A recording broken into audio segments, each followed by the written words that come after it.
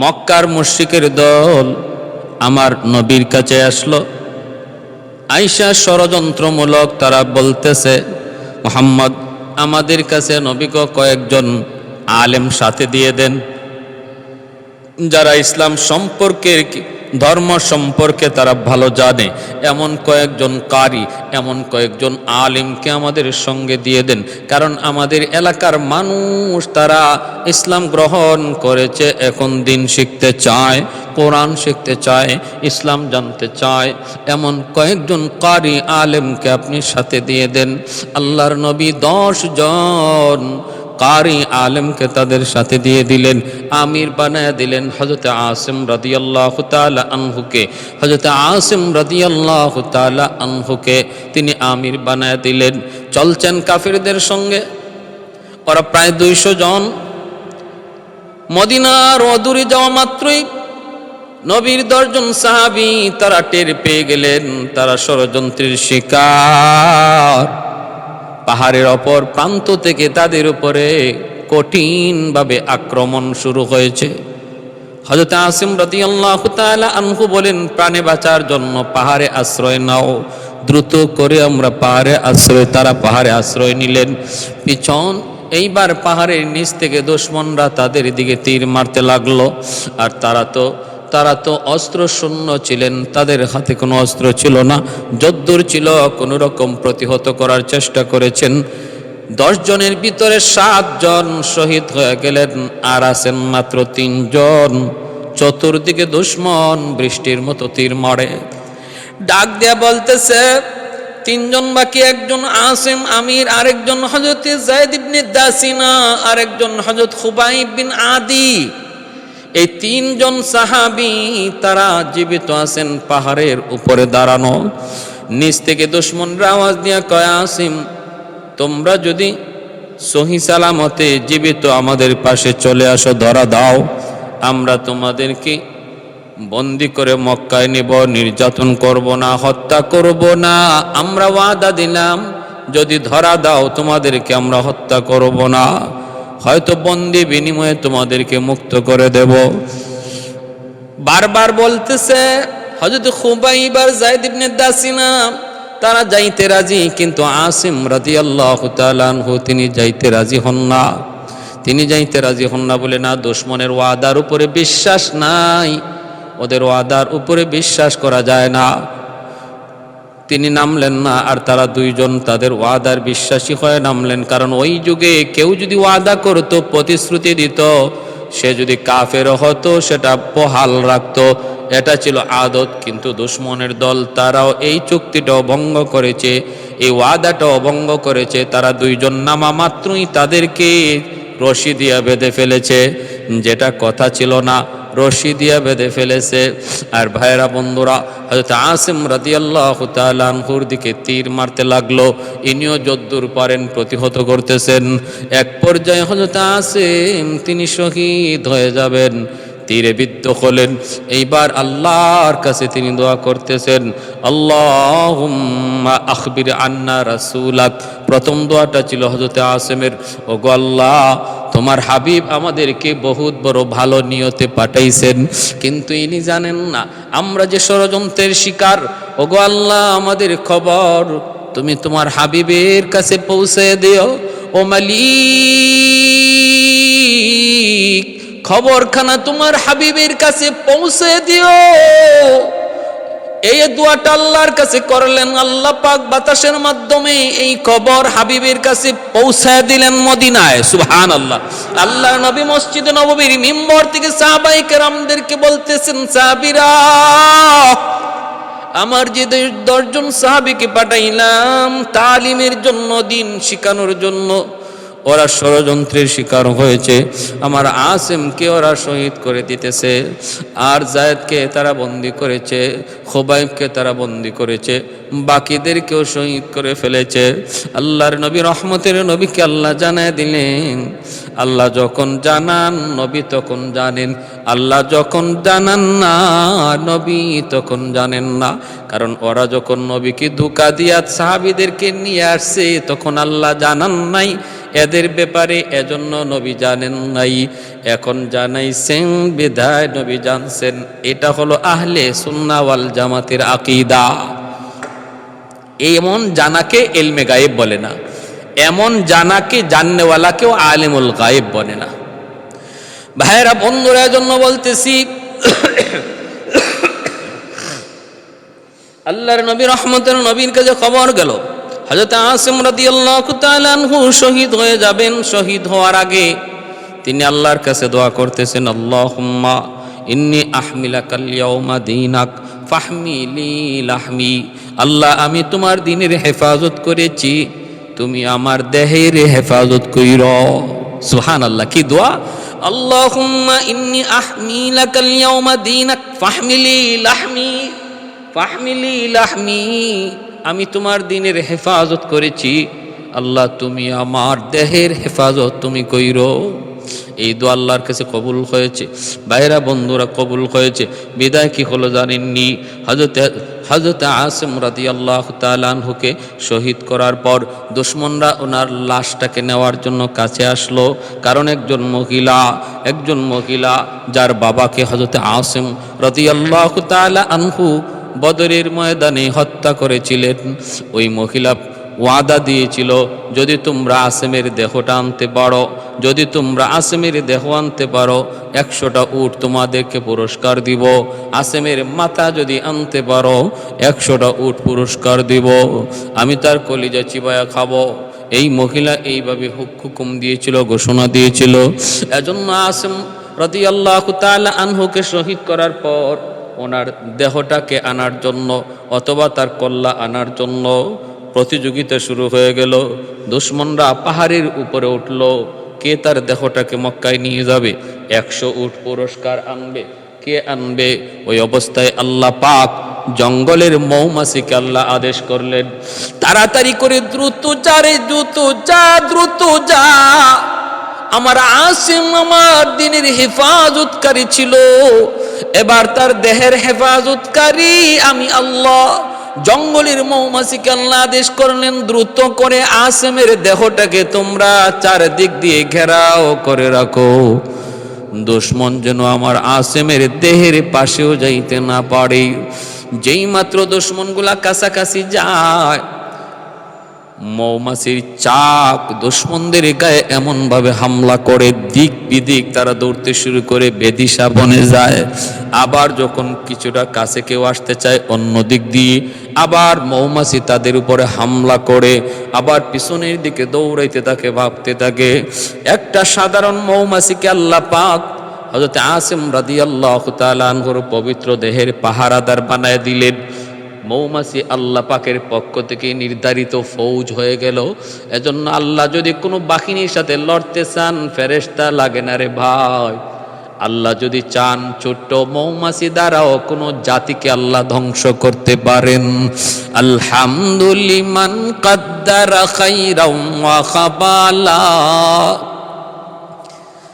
আলহামদুলিমান কাদ্দারা খাইরাম ওয়া খাবালা, والشكر لمن صور حسنا وجمالا, فرد صمد عن صفة الخلق بريء, رب أزلي خلق الخلق كمالا, لا ضد ولا ند ولا حد لمولى, لا ضد ولا ند ولا حد لمولى, الآن كما كان ولم يلق زوالا, الآن كما كان ولم يلق زوالا, لا مثل ولا صور مثلا ونذيرا, من قال سوى ذلك قد قال محالا. ভাইরা বন্ধুরা, জন্য বলতেছিলাম সারা দিন পাহারা দিছে মৌমাছি, বডির চতুর্দিকে মৌমাছি বসা, কোনো দুশমন পাশে যাইতে পারে না। রাতের বেলা দুশমনরা আসছে, হয়তো রাতের বেলা মৌমাছি থাকবে না, চলে এখন চলে যাই, আমরা রাতে আসব। রাতে আল্লাহ এমন মুষলধারে বৃষ্টি দিলেন, ওই মুষলধারে বৃষ্টির দ্বারা দেহটারে আল্লাহ সাগরে ভাসায় নিলেন। ওরা আয়েশা আসিম রাদিয়াল্লাহু তাআলা আনহুর দেহকে আর পায় নেই। এইভাবে আল্লাহ পাক তার নবীর সাহাবীর দেহটাকে আল্লাহ পাক হেফাজত করেছেন, সংরক্ষণ করেছেন। এই দিকে আসুন, হযরত খুবাইব রাদিয়াল্লাহু তাআলা আনহু, যায়েদ ইবনে দাসিনা দুজনকেই তারা বন্দি করলো। খুবাইবকে বাজারে উঠাইলো, খুবাইবকে কিনে নিল হারেসের বেটারা, কারণ হারেস বদরের যুদ্ধে নিহত হয়েছে। এই বাবার নিহত বাবার বদলা নেওয়ার জন্য হযরত খুবাইবকে কিনে নিল হারেসের সন্তানেরা, হারেসের ছেলেরা। আর এইদিকে যায়েদ ইবনে দাসিনা রাদিয়াল্লাহু তাআলা আনহু, ইনাকেও কিনে নিল সফওয়ান ইবনে উমাইয়ার ছেলেরা, সফওয়ান ইবনে উমাইয়ার ছেলেরা। কারণ সফওয়ানও বদরের যুদ্ধে মুসলমানদের হাতে নিহত হয়েছে। বদলা নেওয়ার জন্য দুইজনের ছেলেরা কিনে নিল। যায়েদ হযরত খুবাইব ইবনে আদি রাদিয়াল্লাহু তাআলা আনহুকে ও ভাই হারেসের ছেলেরা বন্দি করে রাখলো। নির্ধারিত সময়ে তারা শুলিতে চড়ায় তারে হত্যা করবে। আরবে ঢোল পিটানো হলো, ঢোল। এত তারিখে খুবাইবকে শুলিতে চড়ায়া শহীদ করা হবে, হত্যা করা হবে। ঘরে ঘরে আওয়াজ পৌঁছায় দেওয়া হলো, সবাই জেনে গেল। আর এক জায়গায় বন্দি করে রাখলো। ভাইয়েরা, বন্ধুরা, ওই হারেসের একটা মেয়ে ছিল যার নাম ছিল জয়নব। তিনি পরে কালেমা পরে মুসলমান হয়েছেন। জয়নব বলতেছেন, আমি খুবাইবের মতো বন্দি আমার জীবনে কোনোদিন দেখি নাই। মা রাআইতু আসিরান কাতুন খাইরাম মিন খুবাইব, লাকাদ রাআইতুহু ইয়াকুলু মিন কিতাতিন আব ওয়া মা বিমাক্কাতা ইয়াউমা ইদিন তামার। জয়নব বলতেছেন, খুবাইবের মতো বন্দি আমার জীবনে আমি দেখি নাই, দেখব না। কারণ আমি তার কাছে বেমৌসুমি ফল পেয়েছি। মক্কায় যখন আঙ্গুর নাই, ওই আঙ্গুর আমি তার কাছে পেয়েছি। মক্কায় যখন খেজুর নাই, সেই খেজুর আমি তার কাছে পেয়েছি। মক্কায় যেই ফল জন্মই নেয় না, ওই ফলও আমি খুবাইবের কাছে পেয়েছি। অতএব আমার ধারণা ওমা কানা ইল্লা রিজকুন রাযাকাহুল্লাহ, এটা কোনো দুনিয়ার রিজিক নয়। আমার বিশ্বাস এটা আল্লাহর দেওয়া রিজিক। সুবহানাল্লাহ। হযরত মরিয়ম আলাইহিস সালামের কাছে জাকারিয়া আলাইহিস সালামও বেমৌসুমি ফল দেখেছিলেন আর বলেছিলেন, মরিয়ম আন্না লাকি হাযা, কেমন করে এই ফল তোমার কাছে? তিনি বলেন এটা আমার আর হুয়া মিন ইনদিল্লাহ, আমার আল্লাহর পক্ষ থেকে। হযরত খুবাইব রাদিয়াল্লাহু তাআলা আনহুর কাছেও আল্লাহর পক্ষ থেকে আসমানি ফল আল্লাহ পাকের পক্ষ থেকে তার কাছে দেওয়া হলো। ভাইয়েরা, বন্ধুরা, ওই অবস্থা হযরত জয়নব বলেন, একদিন আমার একটা ছোট্ট বাচ্চা যাইতে যাইতে খুবাইবের কাছে চলে গেছে। অথচ খুবাইবের কাছে তখন একটা খুর ছিল, যে খুরটা সে আমার কাছ থেকে চেয়ে নিছে যেন পরিষ্কার হয়। আগামীকাল তারে শহীদ করা হবে, আগামীকাল তারে শুলিতে চড়ানো হবে। এখন যেন সে পাক ও পবিত্র হতে পারে, অতিরিক্ত পশম যেন কাটতে পারে। সেই খুরটা আমি তার হাতে দিয়েছি। আর কিছুক্ষণ পরেই তাকে দেখে আমার বাচ্চাটা তার কুলে বয়ে রয়েছে আর হাতে খুর। আমি তো ভয়ে কেঁপে গেলাম, কারণ একজন বন্দি, তার হাতে খুর, আর ওই অবস্থায় তার কুলে একটা বাচ্চা। সে যদি বাচ্চাটার গলায় এই খুর দইরা বলে আমাকে এখন মুক্ত করো, নতুবা এই বাচ্চাকে আমি হত্যা করে ফেলবো, তাহলে আমরা বিপদে পড়ে যেতাম, চরম বিপদে পড়ে যেতাম। আমি অবাক হয়ে গেলাম, আমি হতাশায় পড়ে গেলাম, আমার চোখগুলো বড় বড় হয়ে গেল। খুবাই বুঝতে পেরে বলতেছেন, জয়নব, ভয় পেও না, আমরা আল্লাহর নবীর হাতে গড়া সাহাবী, আমাদের কাছে আদর্শ রয়েছে। যুদ্ধের ময়দানেও আমরা শিশুদের গায়ে হাত দিই না, যুদ্ধের ময়দানে আমরা নারীর গায়ে হাত উঠাই না। এটা ইসলাম আমাদেরকে শিখাইছে, আমার নবী আমাদেরকে কথা শিখাইছে। তুমি ভয় পাচ্ছ তোমার দুধের বাচ্চার বুঝি আমি কিছু করব না, এমনটা মনে করো না। মুসলমান জীবনের এতটা পরোয়া করে না যে জীবন বাঁচানোর জন্য একটা দুধের বাচ্চাকে সে পণ হিসেবে ধরবে। এই আদর্শ মুসলমান বিশ্বাসী নয়। আর হাজিরিন, পরের দিন হযরত খুবাইব রাদিয়াল্লাহু তাআলা আনহুকে শুলিতে চড়ানোর জন্য মক্কায় ঢোল পিটায় বলে দেওয়া হলো। ওই ঢোল পিটানোর মধ্যে সমস্ত মানুষ জানলো ধরে নিয়ে যাওয়া হচ্ছে, নির্ধারিত জায়গায় শুলিতে চড়াবে।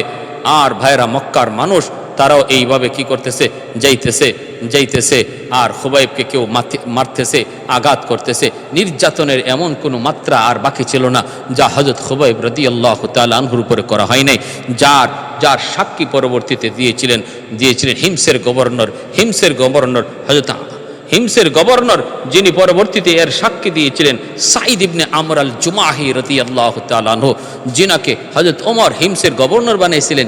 ইনি সাক্ষী দিয়েছিলেন যে খুবাইবের উপরে কি পরিমাণ নির্যাতন হয়েছে, কিন্তু আমি সেদিন কিছু করতে পারি নাই, আমি তখন ওদের মতোই ছিলাম, অমুসলিম। এখন যদি আমার সেই নির্যাতনের কথা ইয়াদ হয়, আমি মাঝে মাঝে অজ্ঞান হয়ে যাই। হযরত খুবাইব রাদিয়াল্লাহু তাআলা আনহুকে শুলিতে চড়ানোর জন্য যখন মক্কার রাজপথ দিয়ে নিয়ে যাওয়া হয়, মক্কার মানুষগুলি ছোট বড় নারী পুরুষ সবাই পিছনে পিছনে যাইতেছি। আর শুলিতে চড়াবে, কেউ থাপ্পড় মারে, কেউ ঘুষি মারে, কেউ আঘাত করে, কেউ ঢিল মারে।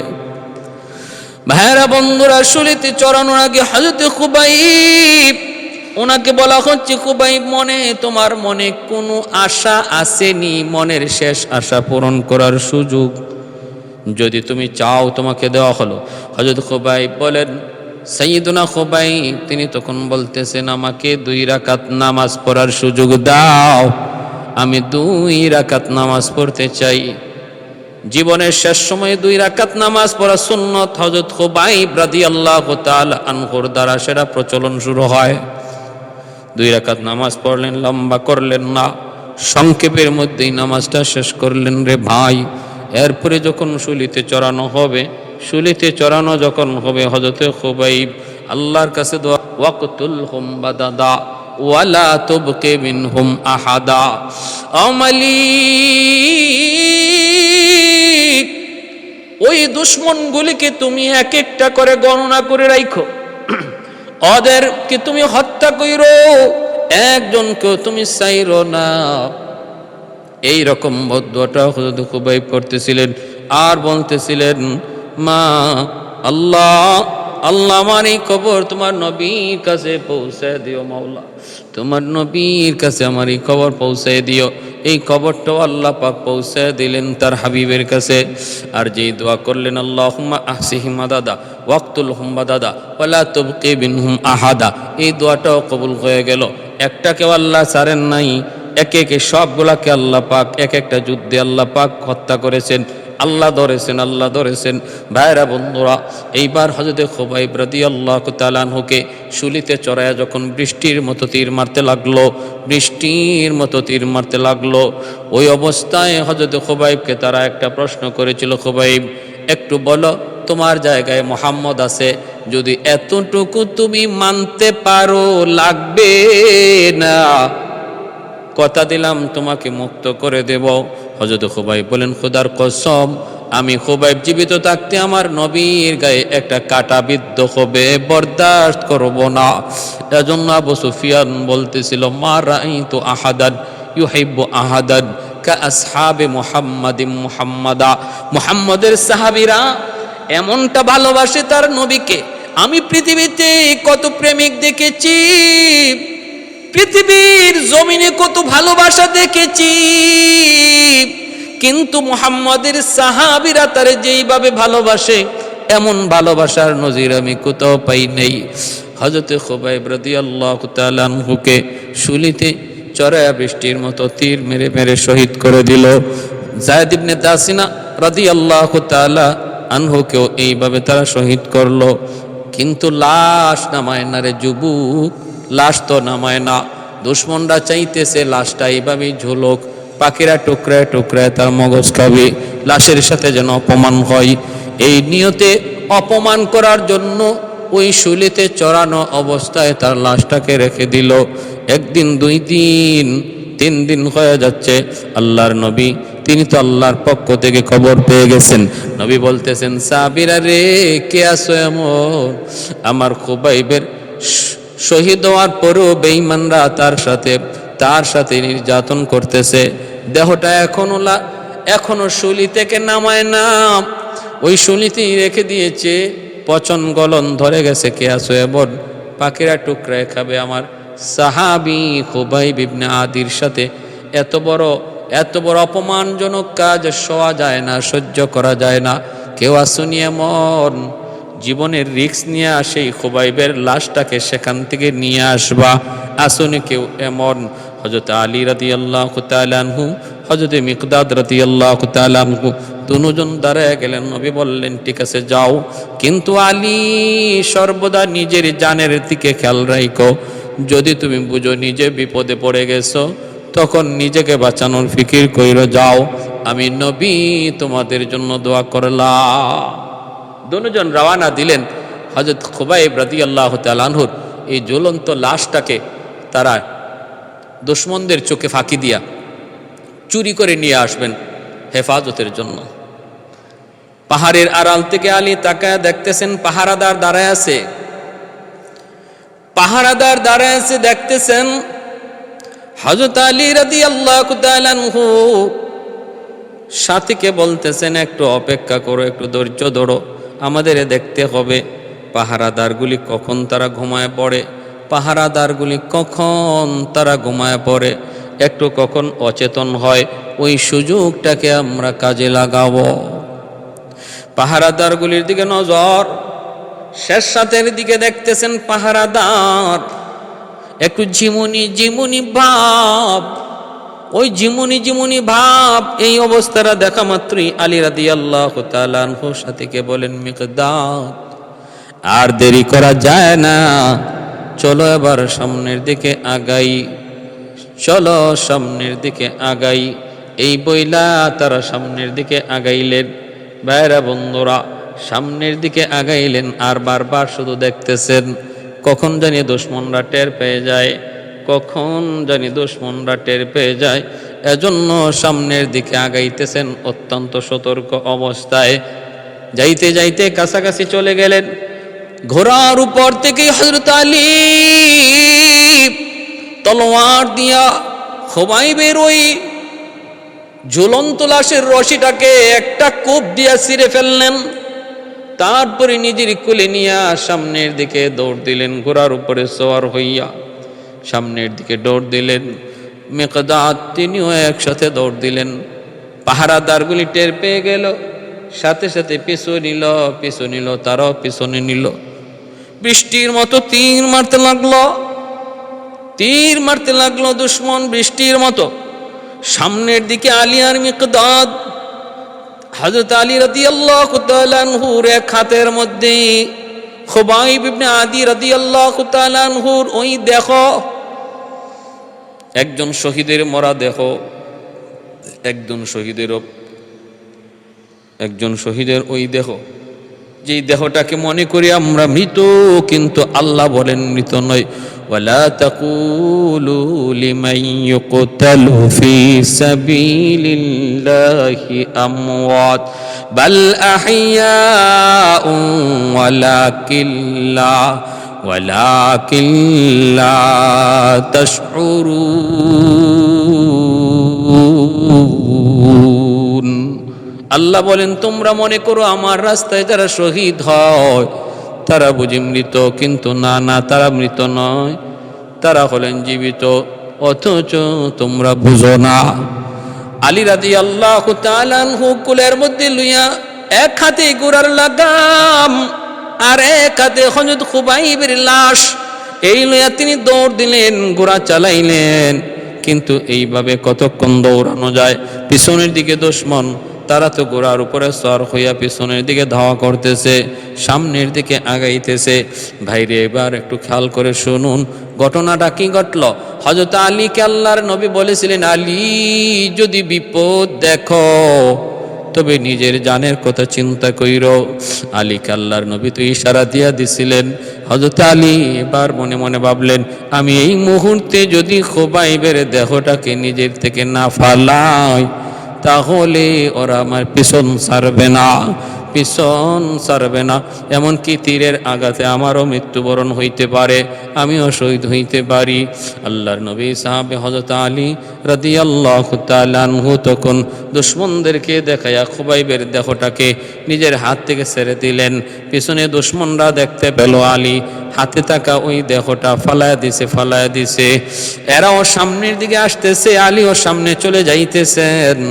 আর দুশ্মনগুলা খুবাইবের দেহর কাছাকাছি আসতেছে, কারণ ইনি তো মাটিতে ফালায়া দিয়েছেন। দুশ্মন দেখতেছে মাটিতে ফালানো দেহ মাটিতে পড়ার আগেই আল্লাহর হুকুমে ওই মাটি আল্লাহর হুকুমে ফাঁক হয়ে গেল। সুবহানাল্লাহ।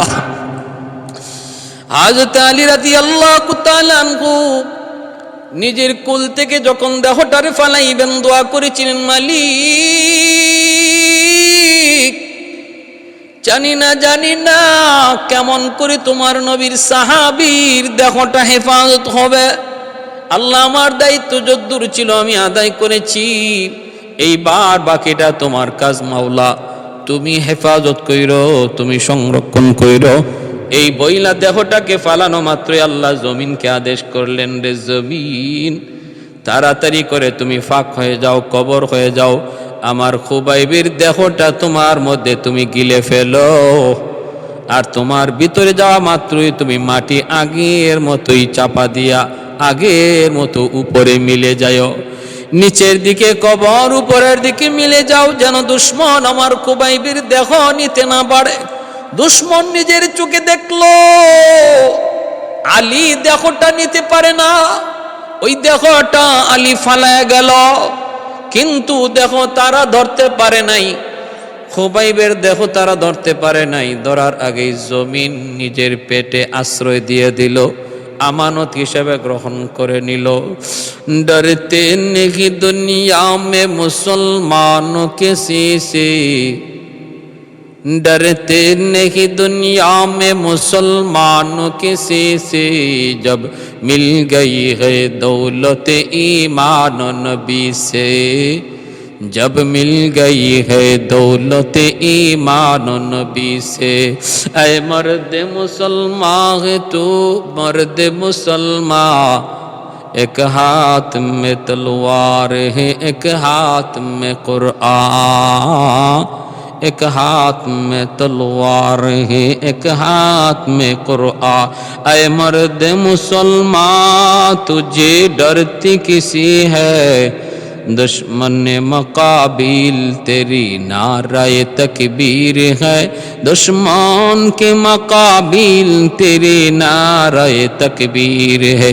बाजू तेरा को तौहीद की कुव्वत से कवी है, बाजू तेरा तौहीद की कुव्वत से कवी है, इस्लाम तेरा दिन है तो मस्तफजी है, इस्लाम तेरा दिन है तो मस्तफजी है। এজন্য ভাইরা বলতেছিলাম যে এই তিনজন সাহাবী ইসলামের ইতিহাসে তাদের শহীদ হওয়ার করুণ ইতিহাস। তিনজন শহীদ হয়েছেন দুশ্মনদের ধোঁকাবাজির কারণে। দুশ্মনরা ধোঁকাবাজি করেছে নবীর সাথে, মুসলমানদের সাথে।